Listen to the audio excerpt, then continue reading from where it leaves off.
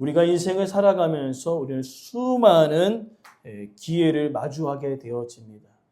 그러나 때로는 어떠한 기회는요, 다시 오지 않는 경우도 있다는 것입니다. 특별히 오늘 본문 유다의 마지막 왕 시드기야는요, 하나님께서 여러 번 기회를 주셨으나 그 기회를 외면하고 또 끝까지 듣지 않음을 통하여서 하나님의 징계가 그 나라에 임하는 것을 볼 수 있습니다. 그러나 우리가 기억해야 할 것은 하나님은요, 노하기를 더디하시고 은혜로우신 하나님이시라는 것이죠. 단번에 하시는 것이 아니라 여러 번 끝까지 회개할 기회를 계속적으로 주셨으나 그럼에도 불구하고 회개하지 아니었을 때는 징계의 막대기를 사용하셔서 그가 결국에는 어떻게 합니까? 깨닫고 돌이켜 주님께로 나아오길 원하시는 하나님의 사랑이 있다는 것입니다. 오늘 본문을 통하여서 이 마지막 기회를 놓친 그 어리석음이 어떠함을 보면서 우리의 인생에 수많은 기회들이 있지만 가장 놓치지 말아야 할 그 기회를 우리 인생 가운데 놓치지 않고 주님 앞에 귀하게 쓰임받는 저와 여러분의 삶이 되기를 간절히 소망합니다. 우리 크게 세 단락으로 나눠지는데요. 11절부터 13절에 첫 번째 기회가 있고요. 14절부터 16절에 두 번째 기회가 있었고 세 번째 기회가 17절에 있었습니다. 근데 우리가 시드기야의 그 역대의 그 일들은요, 열왕기 하와 역대하에 자세하게 그 일들이 기록되어 있지 않습니다. 그러면 어디에 기록되어 있을까요? 우리 36장 12절에 보니까요, 그 당시에 열심히 활동했던 선지자가 누구일까요? 예레미야입니다. 오늘 우리가 본문의 말씀, 우리가 첫 번째, 두 번째, 세 번째 그 사건들을요, 우리는 예레미야에서 좀 찾아보면서 좀 더 우리가 더 환경과 상황들을 와 닿게 우리가 함께 그것을 우리가 보면서 우리 말씀 나누고자 합니다. 우리가 11절부터 13절에 쭉 이야기를 보니까 하나님 보시기에 악을 행하였다는 말씀이 있었고 또한 예레미야가 계속적으로 하나님의 말씀을 선포했음에도 불구하고 그가 그 하나님 앞에 겸손하지 않았다는 것이지요. 그 말은 뭐냐면은 하나님의 말씀을 듣지 않겠다는 것입니다.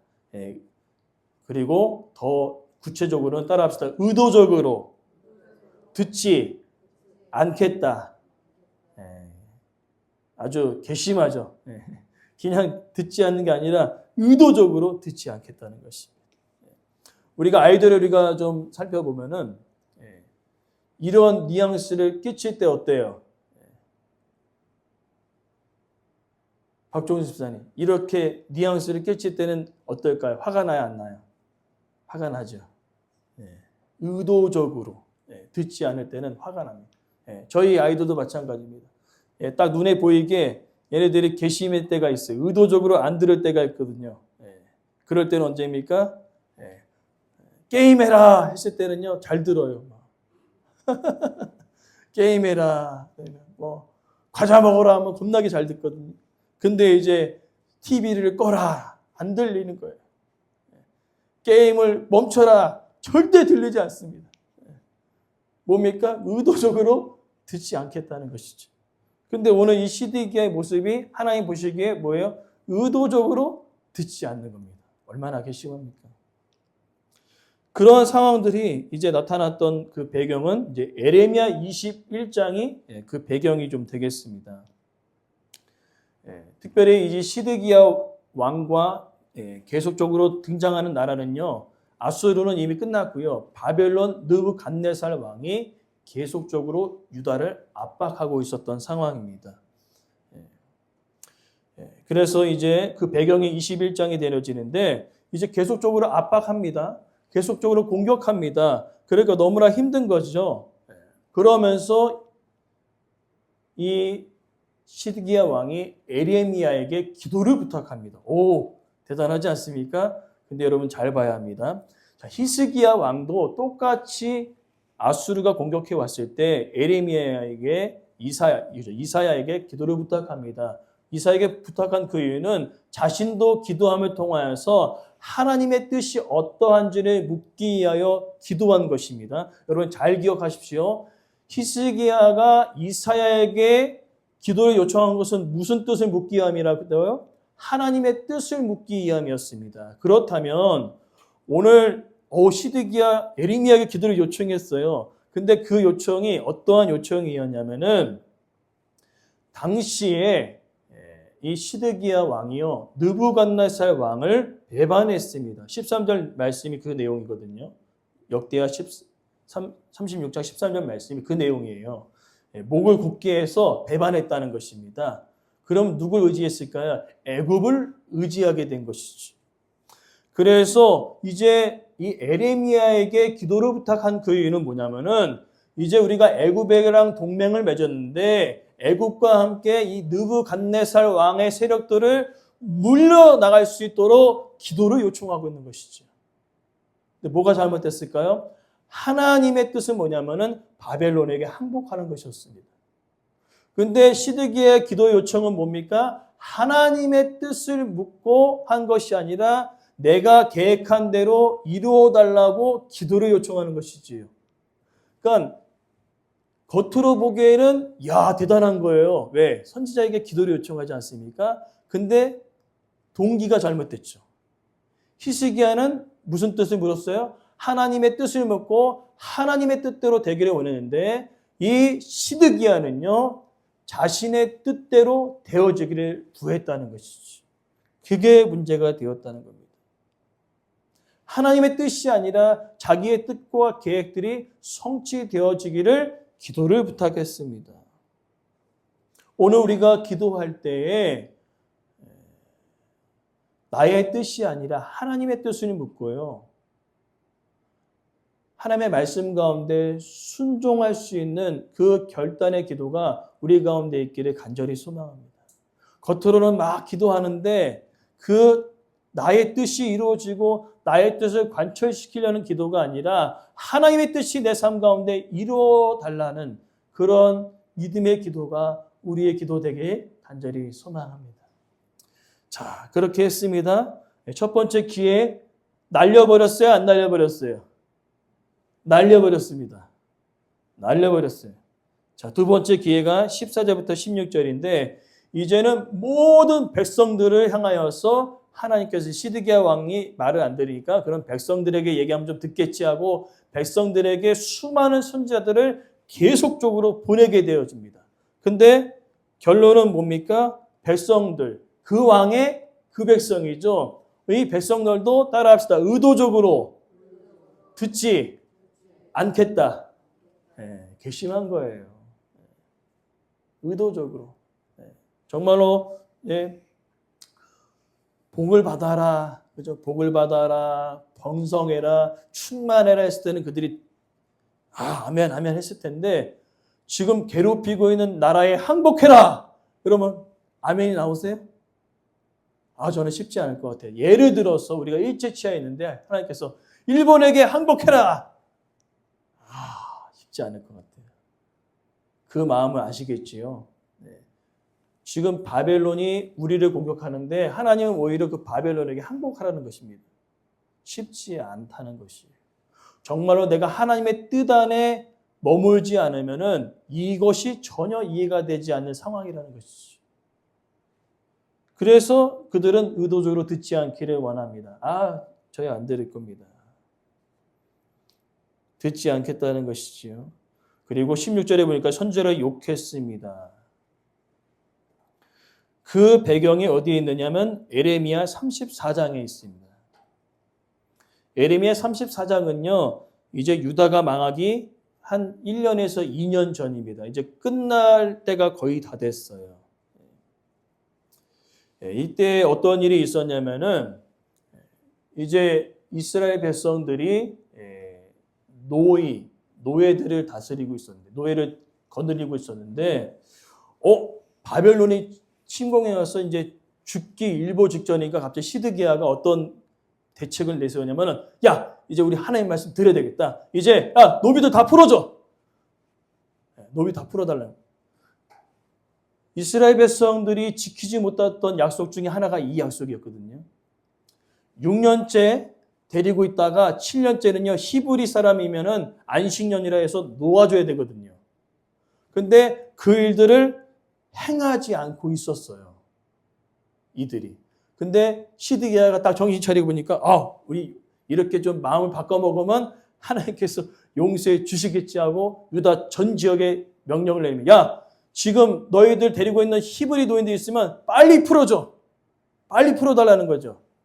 자, 그렇게 됐을 때 아이러니하게도 어떻게 합니까? 느부갓네살 왕이 공격하다가 그 공격을 멈추고 잠깐 물러나요. 물러나거든요. 야, 그랬더니 갑자기 마음이 싹 바뀌었어요. 다시 걷어들이는 겁니다. 풀어줬던 노비들을 다시 데리고 오는 거예요. 그러니까 이게 회개인가요? 회개인 척한 건가요? 회개인 척한 거죠. 상황이 몰리니까 뭐래도 좀 하나님께서 지금까지 이스라엘 백성들 가운데 행해지지 않았던 그 일들을 행했거든요. 자, 풀어줘. 근데 잠깐 느부갓네살이 어떠한 국제 정세 때문에 물러가거든요. 야, 됐다. 다시 걷어들여. 회개인 척한 거예요. 시드기야 왕이 그랬다는 것입니다. 그러니까 갑자기 어려움에 처하니까요, 마치 회개한 척 했다는 거죠. 근데 회개한 척 한 신앙은요, 절대로 하나님께로 나아갈 수 없습니다. 상황이 바뀌면요, 또다시 세상으로 향하는 것이 회개인 척 하는 신앙이죠. 이것이 바로 형식적인 회개라는 것이죠. 그러니까 우리의 삶 속에 어떤 어려움이 왔을 때에 정말로 진심으로 회개하는 사람은요, 상황과 환경이 어떠하더라도 변하지 않는다는 것입니다. 근데 회개인 척하는 사람은 잠깐 그 상황이 좋아지면요, 상황이 바뀌면요, 다시 세상으로 향할 수밖에 없는 사람이라는 것이죠. 시드기야 왕이 그랬다는 것이. 두 번째 기회 날려버렸습니다. 날려버렸죠. 이제 마지막 세 번째 기회가 있습니다. 이제 하나님께서 참고 또 참고 기다리시다가 이제 느부갓네살 왕이 이제 쳐들어옵니다. 쳐들어오는 것입니다.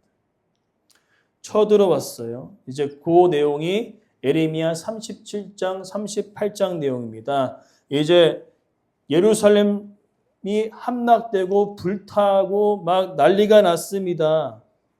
난리가 났어요. 불타고 사람들이 잡혀가고 난리가 났습니다. 근데 아까 시드기야가 누구랑 동맹관계에 있었습니까? 애굽이 짜잔 나타나가지고 감히 우리 동맹국 괴롭혀? 하고 딱 나타나자마자 느부갓네살 왕이 안 되겠네 하고 어떻게 해요? 다시 물러갑니다. 이게 한 1년 정도의 시간이 있었어요. 하나님께서는요, 이 시드기야 왕에게 마지막 기회를 주셨습니다. 마지막 기회. 지금 예루살렘이 불타오르고 백성들이 막 죽어나가는 그 상황 속에 애굽의 군대가 탁 오물 통하여서 잠깐 물러났어요. 약 1년간의 시간이 시드기야 왕에게 주어졌습니다. 여러분, 예루살렘이 불탔어요. 자신의 백성들 다 잡혀갔습니다. 그러면 어떻게 해야 될까요? 정신 차렸겠죠. 근데 말씀을 보니까 그러지 못한 것을 볼 수 있습니다.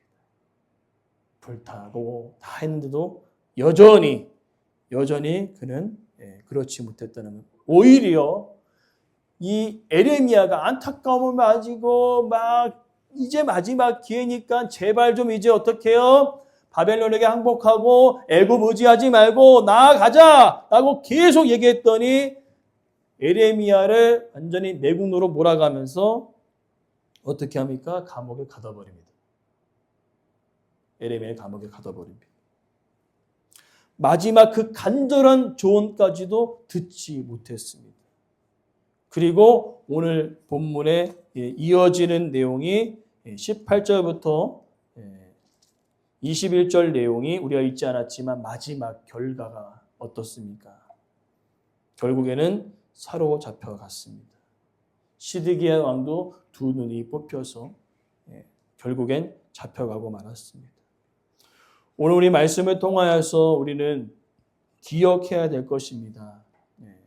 언제가 마지막 기회인지 여러분 절대 우리는 알 수 없어요. 그렇죠? 언제가 마지막 기회인지 몰라요.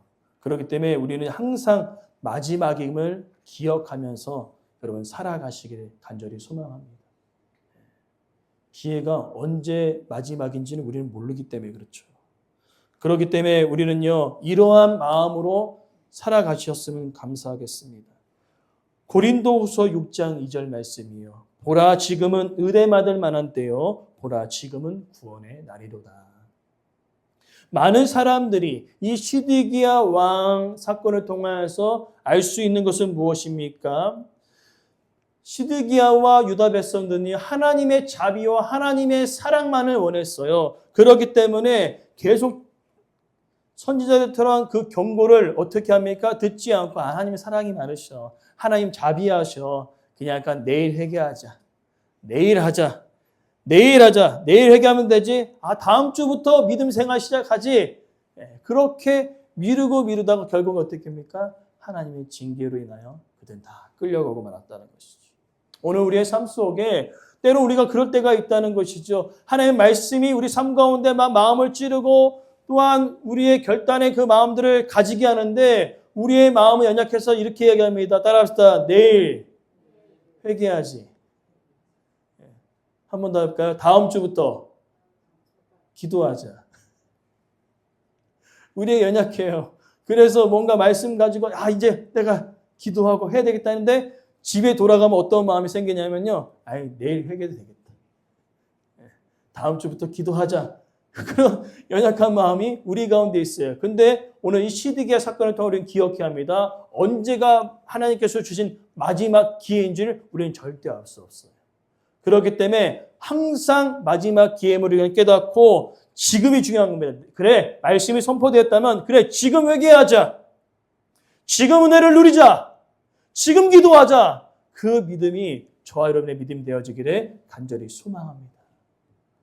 하나님께서는요, 우리에게 수많은 기회들을 허락하셨어요. 그때마다 하나님께서 말씀하십니다. 언제가 마지막인지 모르니까 항상 마지막임을 기억하며 지금 회개하라는 것이에요. 지금 기도하라는 것입니다. 그때 하나님께서 우리의 기도를 들으시고 우리를 또한 회복의 길로, 승리의 길로 이끌어 가실 줄 믿습니다.